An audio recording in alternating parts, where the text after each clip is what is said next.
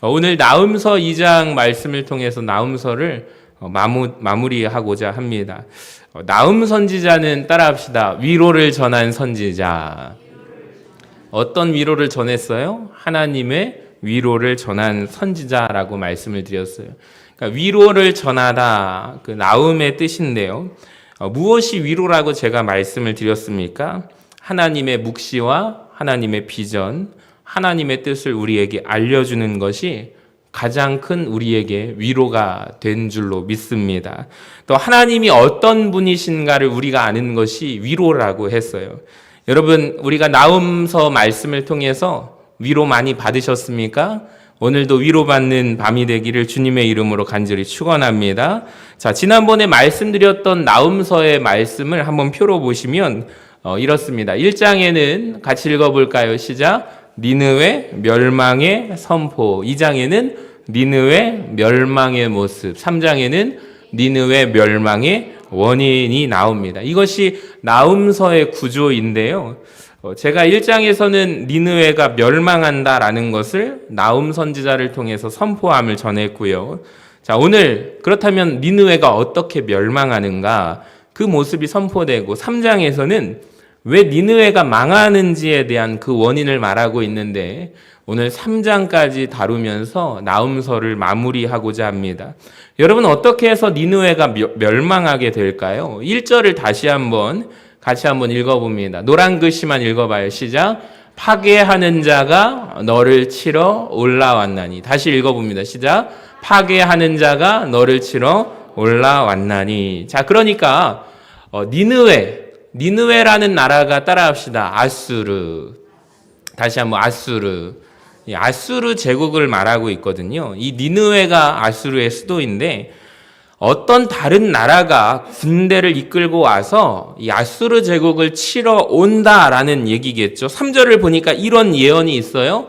자, 그의 용사들의 방패는 어떤 색이래요? 붉은색이래요. 그의 무사들의 옷도 붉은색이래요. 그 항오를 버리는 날에 병거의 새가 반짝이고 노송나무 창이 요동하고 그 병거가 엄청나게 빨리 달린다라고 이런 말씀, 예언의 말씀이 나옵니다. 그러니까 지금 나훔 선지자가 하나님께 받은 말씀을 전하고 있는 거죠.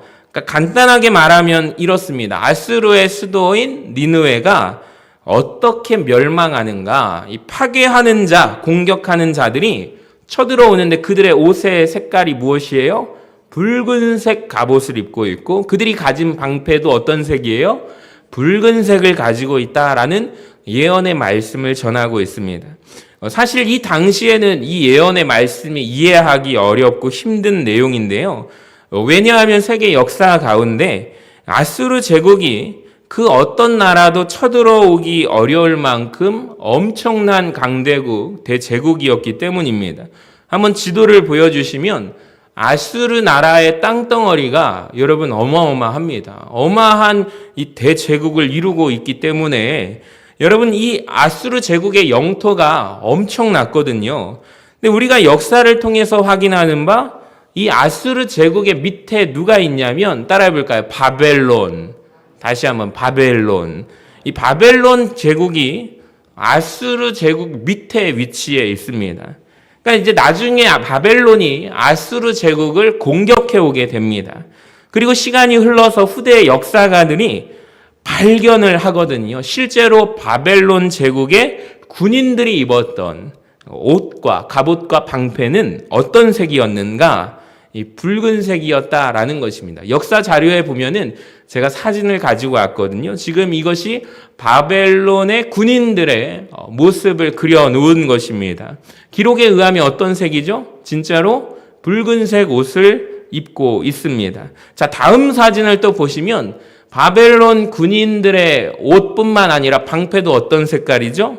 붉은색을 칠하고 있는 역사 자료들을 발견하게 됩니다. 그러니까 공통적으로 또 그 다음에 보면은 바벨론 군대를 여러분이 검색하게 되시면 너무나도 신기하게 많은 역사 기록 가운데 바벨론 군대가 당시에 어떤 색 옷을 입고 어떤 색 방패를 가지고 있었는가? 붉은색 옷을 입고 붉은 방패를 가지고 공격하는 모습을, 그 군대의 모습을 그대로 표현하고 있고 기록되어 있습니다. 여러분 참 놀랍지 않습니까? 나훔 선지자를 통하여 말씀하신 하나님의 예언이 정확하게 성취가 이루어졌습니까? 안 이루어졌습니까? 이루어졌다라는 것을 우리는 알게 됩니다. 그러니까 아수르 군인을 검색하면 아수르 군대는 어떤 색일까요? 한번 보여주시면 푸른색이었습니다. 다음 사진도 보여주시면 명확하지 않습니까? 그러니까 니느웨를 지키고 있던 아수르 군대의 색깔은 무슨 색이에요? 파란색 옷과 파란색 방패를 가지고 있습니다. 그러니까 아수르라는 제국이 아시리아 대제국이었거든요. 전 세계를 통치하고 주무르고 있는 이 대제국이 놀랍게도 이 시대 가운데 나훔 선지자가 선포를 하는 것입니다. 너희들 어떻게 될 것이다? 붉은색 갑옷을 입고 붉은색 방패를 든 군인들이 너희 나라를 쳐들어오게 될 것이다.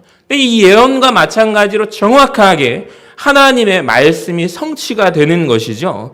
여러분, 그러니까 하나님의 말씀의 정확성을 저와 여러분은 아셔야 합니다. 자, 또 하나 니느웨가 어떻게 멸망하게 되었을까요? 6절을 보니까 자, 이렇게 예언하고 있죠. 같이 읽어봅니다. 시작. 강들의 수문이 열리고 왕궁이 소멸되며 이렇게 예언하고 있습니다. 그러니까 어떻게 망해요? 강물이 넘쳐서 그 수문이 열려서 왕궁이 소멸하게 된다라고 합니다. 사실 이 예언이 나훔서 1장에도 8절에 나오거든요. 같이 읽어봅니다. 시작. 그가 범람하는 물로 그곳을 진멸하시고 자기 대적들을 흑암으로 쫓아내시리라. 이렇게 예언하고 있어요. 지도를 한번 보여주시면 이 당시에 아수르 제국과 이 아래 밑에 바벨론 제국이 있다고 했잖아요. 실제로 이 니느웨를 제가 찾아서 이 부분을 한글로 바꿨거든요. 여러분 찾으셨나요? 위쪽 상단에 이 니느웨가 수도거든요. 근데 여기에 강물줄기가 흘러가잖아요. 니느웨 옆에 뭐가 있어요? 어떤 강이 흐르죠? 우리 같이 읽어봅니다. 시작. 티그리스 강. 그러니까 티그리스 강 바로 옆에 수도가 니느웨가 위치하고 있었다라는 것입니다. 그러니까 니느웨의 상상도를 한번 보여주시면 이 수도가 이런 모습이었대요. 얼마나 멋집니까? 여러분, 강줄기가 흐르고 바로 그 하천 옆에 티그리스 강 옆에 도시가 대제국이 건설되었다라는 거예요. 강가에서 번성하고 있는 대도시가 어디라고요? 니느웨였다라는 것입니다. 여러분, 강 주변을 보시면 수로를 만들어요. 요새를 만들었어요. 근데 오늘 말씀에 뭐라고 경고를 하죠? 강들의 수문이 어떻게 될 것이다? 열리게 될 것이다 라는 거예요.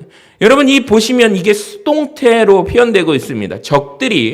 적의 군인들이 물길을 점령해가지고 바벨론 군대가 수로를 점령해서 그 수로 문들을 활짝 열어서 니느웨 도시를 수공을 했다라는 거죠. 수몰당하도록 공격을 합니다.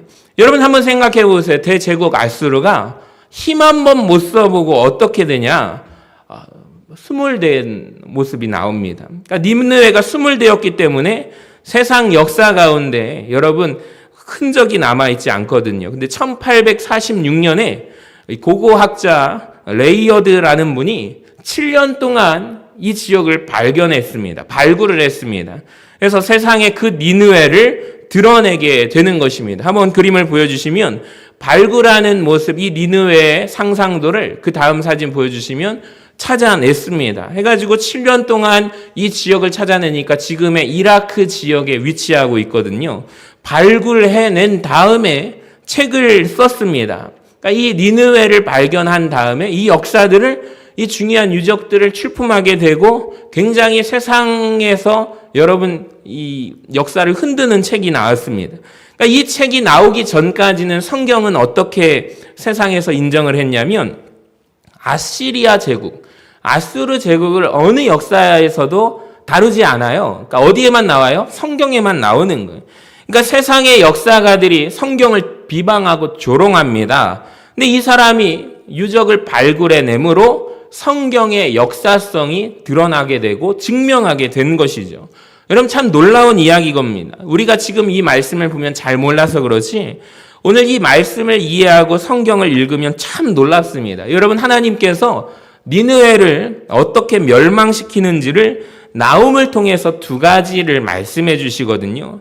그러니까 두 가지가 정확하게 일치가 돼요. 첫 번째, 붉은 옷을 입은 군대, 붉은 방패를 가진 군대가 쳐들어왔어요? 안 쳐들어왔어요? 정말로 쳐들어왔죠.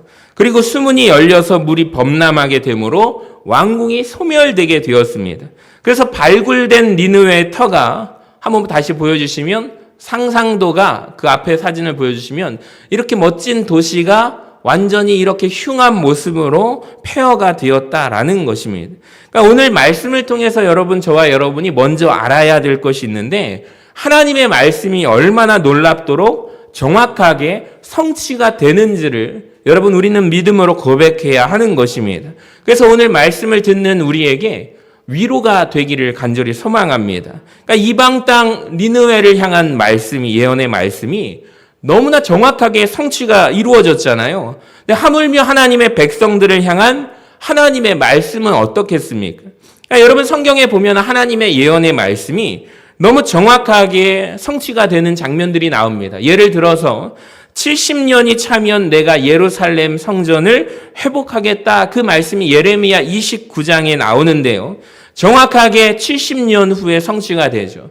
자, 그것을 새벽에 나오시는 분들에게 말씀을 드렸어요. 이 당시에 안식일법이 있는데 이스라엘 백성들이 하나님의 자녀들이 지켜요, 안 지켜요? 그러니까 예를 들면 6일간 일을 하고 하루는 안식일을 누구를 위하여 드리는 거예요? 하나님을 위하여 예배드리라, 쉬라라고 했는데 이 사람들이 6일 동안 일하니까 부자가 됐잖아요. 그러니까 하루만 더 일하면 내가 더 부자가 될 텐데 해서 지키지 않는 거예요. 세상에 하나님의 자녀들 이스라엘 백성들이 그래서 종들을 노예들을 다 풀어다가 일을 시키네요. 그러니까 하나님이 이것을 보고 참고 인내하시고 참다가 결국에 꼭 그 법이 안식일의 법, 안식년이라고 해서 6년 일하고 1년 쉬는 이런 것을 하나님이 다 계산해 놓으셨다가 70년 후에 다시 포로로 끌려갔다가 돌아오는 삶 속에 정확하게 딱 떨어지는 거예요. 참 놀랍지 않습니까? 그러니까 이사야 55장 11절은 이렇게 말씀합니다. 같이 한번 읽어봐요. 시작. 내 입에서 나가는 말도 이와 같이 헛되이 내게로 되돌아오지 아니하고 나의 기뻐하는 뜻을 이루며 내가 보낸 일에 형통함이니라. 아멘. 할렐루야.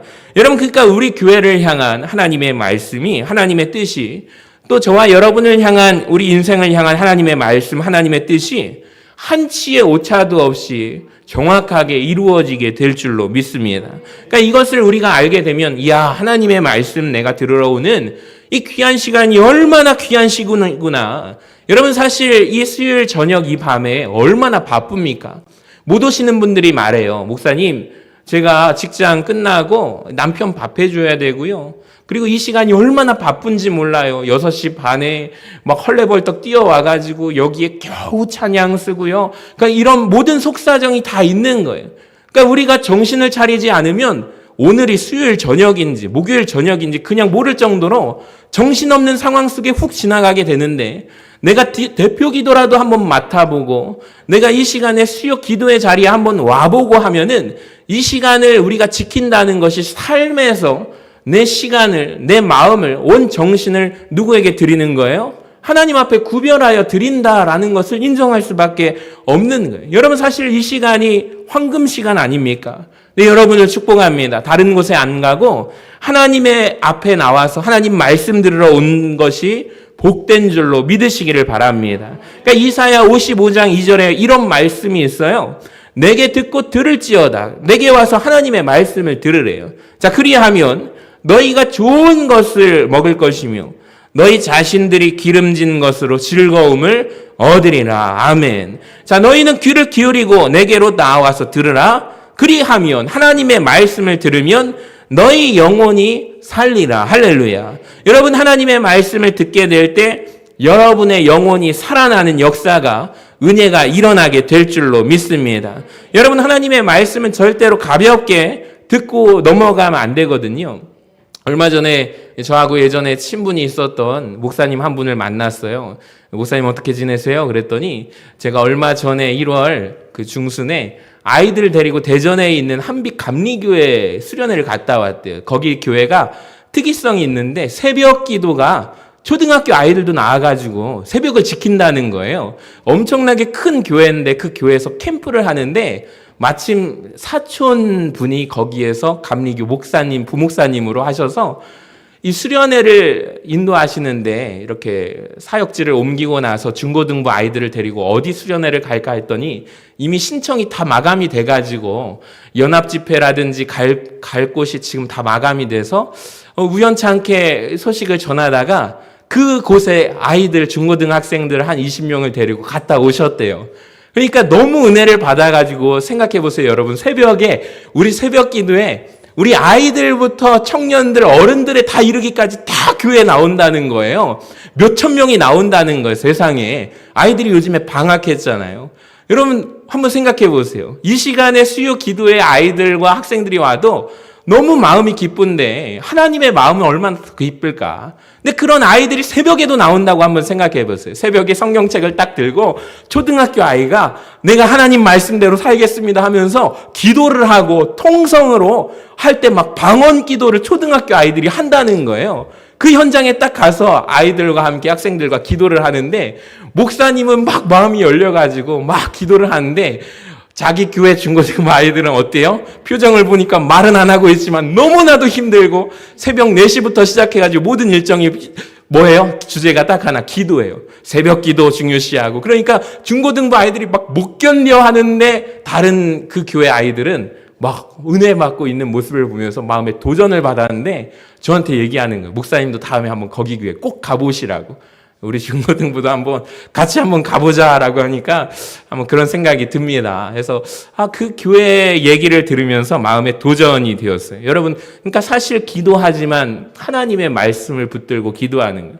여러분, 말씀을 붙들고 기도하면 놀라운 역사가 일어나게 될 줄로 믿습니다. 그러니까 성경에 기록된 말씀 그대로 왜 니느웨를 향하여 하나님의 말씀이 정확하게 성취가 되었냐면 하나님이 나에게 주시는 말씀이 얼마나 정확하게 성취될까?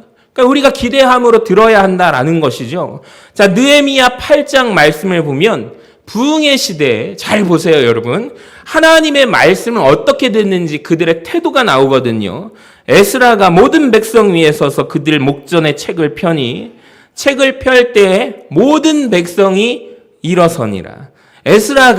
학사 에스라가 위대하신 하나님 여호와를 송축하며 자, 같이 읽어봅니다. 시작. 모든 백성이 손을 들고 아멘 아멘 하고 응답하고 몸을 굽혀 얼굴을 땅에 대고 여호와께 경배하니라. 아멘. 사랑하는 여러분, 말씀은 이렇게 들어야 할 줄로 믿습니다. 그러니까 하나님의 말씀이 선포될 때 우리도 손을 들고 아멘 아멘 하는 저와 여러분 되시기를 주님의 이름으로 간절히 축원합니다. 자, 오늘 말씀을 통해서 또 알 수 있는 것 3장으로 가면은 따라합시다. 보시는 하나님. 다시 한번 보시는 하나님. 여러분, 아까 전에 말씀드렸지만 1장에는 니느웨가 멸망한다 예언의 선포가 있고요. 2장에는 어떻게 멸망할 것인가. 3장에는 왜 그런 니느웨가 왜 망했는가 원인을 말해주는데 자, 원인이 나오거든요. 잘 보세요. 1절부터 4절까지. 자, 왜 니느웨가 망했을까요? 그 대제국이 망했을까요? 화 있을진저 피의 성이요. 그 안에는 무엇이 가득하고 거짓이 가득하고 포악이 가득하대요. 탈취가 떠나지 아니하는도다. 그 안에 휙휙하는 채찍 소리, 윙윙하는 병거 바퀴 소리, 뛰는 말, 달리는 병거, 충돌하는 기병, 번쩍이는 칼, 번개 같은 창, 죽임당한 자의 때, 그러니까 죽음의 시체 큰 무더기, 무수한 시체가 있어서 그 사람이 그 시체에 발에 걸려서 넘어질 정도였다라는 거죠. 그리고 보세요. 게다가 마술에 능숙한 미모의 음녀가 많은 음행을 했던 도시가 어디예요? 니느웨라는 도시였다라는 것입니다. 그러니까 하나님께서 말씀하시기를 3장 1절에 뭐라고 해요? 니느웨는 따라합시다. 피의 성이다. 피를 많이 흘려가지고 피의 성이라는 거예요. 그러니까 얼마나 많은 사람들을 죽여야 여러분 피의 성일까요? 실제로 역사를 찾아보니까 아수르 제국이 근동의 패권을 장악했을 때 얼마나 가혹한 민족인지 아십니까? 제가 한번 그림을 보여주시면 이 모습이 사람들을 그 점령지에 그 땅에 포로들이거든요. 그 사람들을 끌고 엮어서 창으로 찔러서 꼬챙이처럼 엮고 걸어가는 거예요. 그러니까 오늘도 찾아보니까 아수르가 전쟁에서 승리할 때 이 포로들의 손과 발을 잘랐대요. 귀와 코를 도려냈대요. 얼마나 잔인합니까? 눈까지도 심지어 뽑았답니다. 그리고 시체를 성문 앞에 쫙 깔아놨다고 합니다. 산 사람을 말뚝에 박고 천천히 온몸에 껍질을 벗겨내기까지 한 잔인한 민족이에요. 그러니까 니느웨라는 도시 자체가 성경에 무수한 시체가 있어서 심지어 사람들이 걸어가다가 앞을 잘 보지 못하면 그 시체에 발이 걸려서 넘어질 정도였다. 그런 도시였다라는 거예요. 또 이 도시가 그것뿐만 아니라 사륙이 행해질 뿐만 아니라 음행이 행해지고 마술이 행해지는 도시였다라는 거예요. 그래서 하나님이 그 도시를 멸망시킨다라는 것이죠. 그러니까 여러분, 우리가 본문 말씀을 통해서 두 가지를 기억해야 하는데, 하나님은 어떤 분이신가? 따라합시다. 공의로우신 하나님.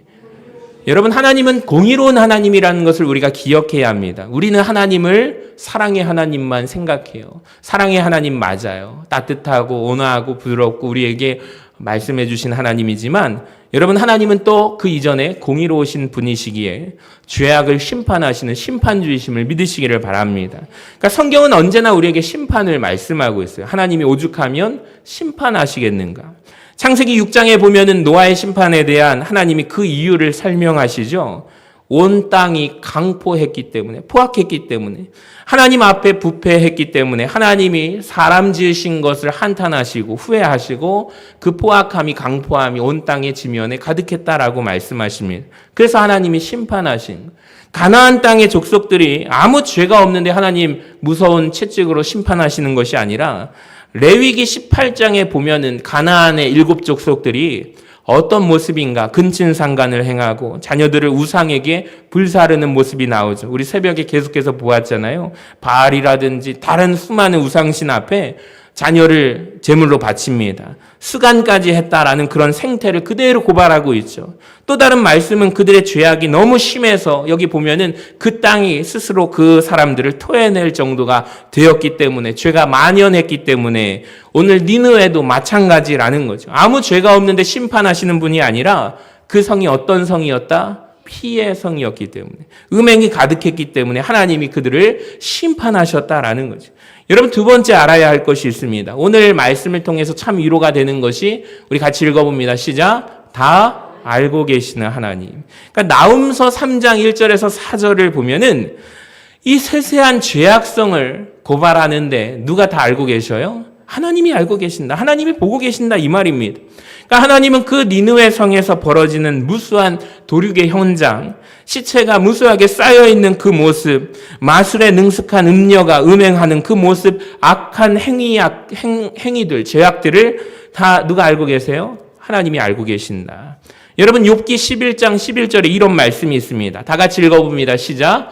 하나님은 허망한 사람을 아시나니 악한 일은 상관하지 않으시는 듯하나 다 보시느니라. 노란 글씨만 읽어봅니다. 시작. 하나님은 다 보시느니라. 아멘. 놀랍습니다.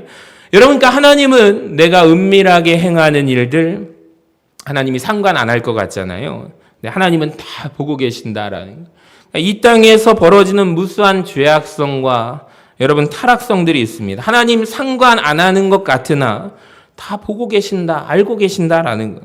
여러분, 니느웨 그 도시에서 벌어지는 아주 참혹하고 끔찍한 일들을 하나님이 상관하지 않으시는 듯하나 다 보고 계시고 알고 계셨다라는 거예요. 여러분, 하나님이 어떤 분인지 아십니까? 우리의 모든 행위를 다 알고 계신다라는 거예요. 하물며 이방 땅 니느웨에서 알고 있는 그 벌어지는 일들을 다 알고 계시는데, 여러분, 저와 여러분의 삶 가운데 일어나는 일들을 왜 하나님이 모르고 계시겠습니까? 그러니까 오늘 말씀을 통해서 우리가 하나님을 더 잘 알기 원하는데요. 자, 하나님은 어떤 분이신가? 나의 모든 것을 다 아시는 분이시다. 나의 모든 행위를 다 알고 계시는 분이시다. 나의 모든 생각까지도 알고 계시는 분이시다. 여러분, 창세기 18장에 가면은 아브라함 아내 사라 이야기가 나옵니다.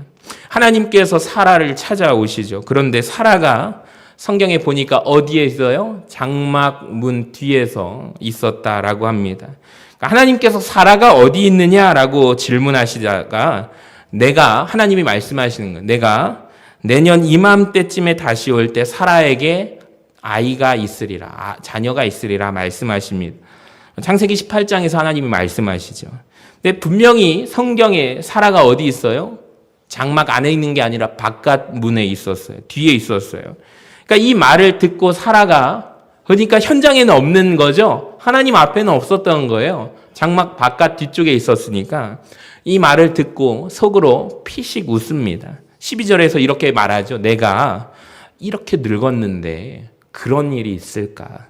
내가 나이 들어서 노쇠했는데 내 주인도, 내 남편 아브라함도 늙었는데 나에게 어찌 그런 일이 있으리요? 절대 일어날 일이 없다라는 거죠.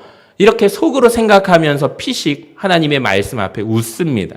자, 근데 하나님께서 놀라운 얘기를 하셔요. 13절에 여호와께서 아브라함에게 이르시되 사라가 왜 웃으며 이르기를 내가 늙었거늘 어떻게 아들을 낳으리요 하느냐. 여호와께 능치 못할 일이 있겠느냐 하나님 말씀하십니다. 그러니까 여러분 생각해 보세요. 지금 장막 안에 없어요? 장막 뒤에 있거든요, 사라가. 하나님이 사라가 웃는 것을, 속마음을 아셔요, 모르세요? 아시는 거예요. 사라야, 왜 웃느냐? 이렇게 질문합니다. 자, 이때 사라의 마음을 여러분이 한번 생각해 보세요. 얼마나 깜짝 놀라겠습니까? 너무 놀라가지고 장막 뒤에 있던 사라가 앞으로 나오게 되는 거죠. 성경에 따르면 사라가 인정해요, 안 해요? 인정 안 해요. 부인하여 이르기를 제가요? 저 웃지 않았는데요? 라고 말을 합니다. 근데 성경에 곧바로 이런 말씀이 나와요. 아니다. 네가 웃었느니라. 여러분 이게 굉장히 짧지만 놀라운 말씀인데요. 이게 사라가요. 아기를 낳기 전에 마지막 성경 기록이라는 것을 아십니까?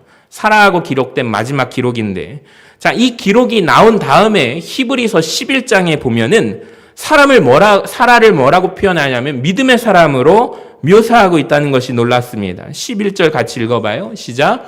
믿음으로 사라 자신도 나이가 많아 단산하였으나 잉태할 수 있는 힘을 얻었으니 이는 약속하신 이를 미쁘신 줄 알았음이라. 아멘. 성경에 보면은 미쁘신 줄, 믿어도 되는 분인 줄로 그가 믿었다라고 말씀을 합니다. 그러니까 사라가 사실 성경에 믿음의 사람이 아닌 것 같아요. 사라가 믿음의 고백의 내용이 나오지 않잖아요. 거의 없어요.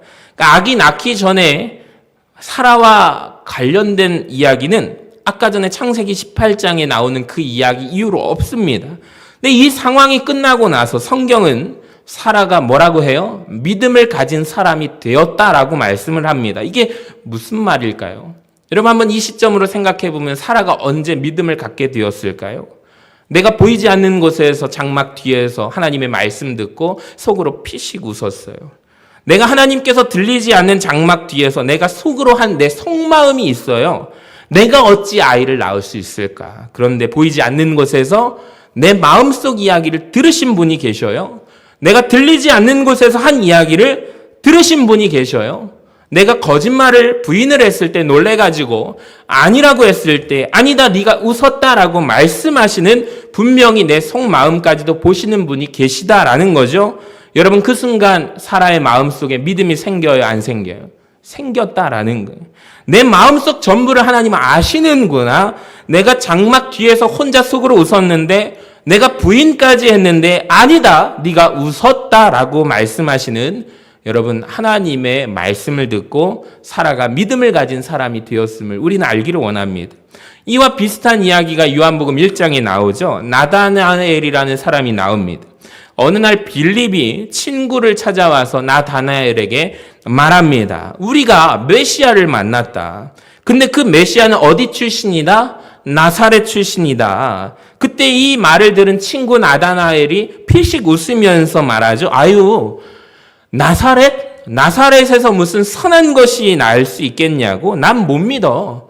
그런 곳에서 어떻게 메시아가 난다는 것을 기대할 수 있겠냐? 그랬더니 빌립이 뭐라고 말해요? 와서 보라. 따라합시다. 와서 보라. 여러분 이게 와서 보라 전도법 아닙니까? 와서 좀 봐라라는 것입니다. 이때 친구가 나다나엘이 불신이 가득한 상태로 예수님을 만나러 가죠. 근데 예수님을 만나자마자 예수님이 나다나엘을 보자마자 뭐라고 그러셔요? 이런 말씀하십니다. 이 사람은 참 이스라엘 사람이라 네 속에 간사한 것이 없도다. 이때 나다나엘이 깜짝 놀랍니다. 처음 봤는데 저를 어떻게 아시나요? 근데 예수님이 이때 뭐라고 말씀하세요? 우리 같이 읽어봅니다. 빌립이 시작. 빌립이 너를 부르기 전에 내가 무화과 나무 아래에 있을 때에 보았노라. 아멘. 이 말씀 아시죠? 그러니까 우리가 볼 때 이게 뭐 별거 있나라고 생각할 것 같은데 그 순간 이 사람이 예수님을 만나고 이 대답을 듣고 깜짝 놀라서 뭐라고 하는지 보세요. 라삐여, 당신은 하나님의 아들이시요 당신은 이스라엘의 임금입니다 라고 고백합니다. 그러니까 저와 여러분 생각에 우리는 좀 잘 이해가 안 되죠. 대체 왜 이렇게까지 과하게 이 사람이 반응할까라는 생각이 듭니다. 근데 아마도 나다나엘이 무화과 나무 아래에서 기도를 했거나 혼자서 무슨 일을 했는지 모르겠는데 그 일은요 아마 다른 사람들이 알 수 없는 상황에서 벌어진 일인 것 같아요. 그러니까 이것을 알 사람은 누구밖에 없어요? 나밖에 없는 거죠. 그런데 처음 만난 예수가 뭐라고 말해요? 나는 네가 무화과 나무 아래에 있는 걸 내가 보았다라는 거예요. 그러니까 무화과 나무 아래에서 그가 하나님 앞에 무슨 서원을 했는지 그가 말씀을 읽었는지 성경은 말씀하고 있지 않습니다. 중요한 것은 이 사람 나다나엘밖에 모른다라는 거예요. 내가 무화과 나무 아래에 있었다라는 이 사실은 사람들은 도무지 알 수 없는 일입니다. 근데 예수를 처음 만났는데 하시는 말씀이 뭐예요? 빌립이 너를 부르기 전부터 네가 무화과 나무에 있는 것을 내가 보았어 라고 이 말씀에 이 사람이 깜짝 놀라는 거죠. 그러면서 하나님은 당신은 하나님이십니다. 그러니까 무슨 말입니까? 사람은 알 수 없는 것을 당신은 알고 계신다라는 고백 아닙니까? 또 요한복음 4장에 보면은 사마리아 여인의 고백도 이 이야기 아닙니까? 우물가에서 한 여인을 주님이 만나셨는데 처음에 대화를 보면은 이 여인이 굉장히 부정적이고 냉소적인 태도로 예수님을 대하고 있어요. 예배 드릴 곳이 어디 있습니까? 따지듯이 묻는 거예요. 자, 그러다가 예수님이 뭐라고 하시냐면 너의 남편을 데리고 와라. 그럴 때 이 여인이 뭐라고 해요? 아, 저는 남편이 없습니다. 자, 그랬더니 예수님 뭐라고 하세요? 옳도다. 네가 남편이 원래 5이 있었는데 지금 있는 6번째 남자도 너의 남편이 아니다. 이러니까 이 여인이 화들짝 놀라는 거죠. 과거에 내가 5명의 남편이 있었고 지금 6번째 남자와 동거하고 있다는 사실을 오늘 처음 만난 이 예수라는 사람이 어떻게 알겠습니까? 근데 그거를 아는 분을 만나게 된 거죠. 그래서 이 여인이 온 동네를 돌아다니면서 내가 누구를 만났도다? 메시아를 만났도다 라고 외치고 다니는 것입니다. 여러분 지금 3가지 이야기를 들었습니다. 사라의 이야기, 나다나엘의 이야기, 또 요한복음에 등장하는 사마리아 여인의 이야기. 사랑하는 여러분, 우리가 이런 하나님을 만나야 할 줄로 믿습니다.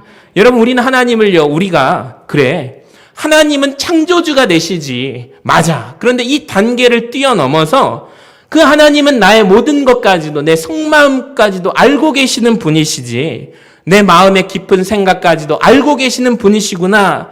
여러분 이것을 깨닫고 고백하게 되면 여러분 신앙의 차원이, 믿음의 차원이 달라지게 될 줄로 믿습니다. 내 모든 것을 하나님은 다 아심을 고백할 수 있기를 원합니다. 사랑하는 여러분, 하나님은 창조주 하나님이십니다. 그런데 그것을 넘어서서 니느웨 성에서 일어나는 그 강포함을 다 알고 계시고 보고 계시는 하나님이십니다. 사라가 보이지 않는 장막 뒤에서 웃었던 것도 알고 계시는 하나님. 그가 부인해보지만 아니다, 네가 웃었노라 라고 분명히 말씀하시는 분이십니다. 성경에 보면 구약에서 요셉이 나오죠. 요셉이 이걸 알았어요. 보디발의 주인 보디발 아내가 유혹할 때 요셉이 다른 이야기를 한 것이 아니죠. 내가 어찌 이 큰 죄악을 행하여 내 삶을 보시고 계시는 하나님 앞에 내가 득죄하리까? 그가 말합니다. 하나님은 우리 마음속 전부를 아시고 계시는 하나님. 여러분, 하나님을 향한 두려움과 경외감이 생기기를 주님의 이름으로 간절히 축원합니다. 나음서를 마치면서 큰 위로와 도전이 있기를 원합니다. 여러분 따라합시다. 하나님의 말씀은 이루어집니다. 한치의 오차 없이 이루어지고 정확하게 이루어지는 하나님의 음성을 우리가 듣기를 원합니다. 여러분, 하나님의 말씀을 우리가 두렵고 떨리는 마음으로 받기를 원합니다. 2번째, 우리 같이 외쳐봅니다. 하나님은 모든 것을 아십니다. 또 한 번, 속마음까지 아십니다. 여러분, 맞습니다. 우리 마음속 전부를 아시는 하나님 앞에 내 모든 행위, 우리의 모든 혀와 말까지 아시는 내 생각까지 아신 하나님께 두려운 마음으로 살아가시기를 바랍니다. 여러분, 오늘 말씀을 들을 때 하나님의 말씀은 성취되는구나. 우리가 이 말씀 그냥 흘려보내면 안 되겠구나. 여러분, 경외함으로 주님 앞에 바로 서는 저와 여러분 되시기를 축복합니다.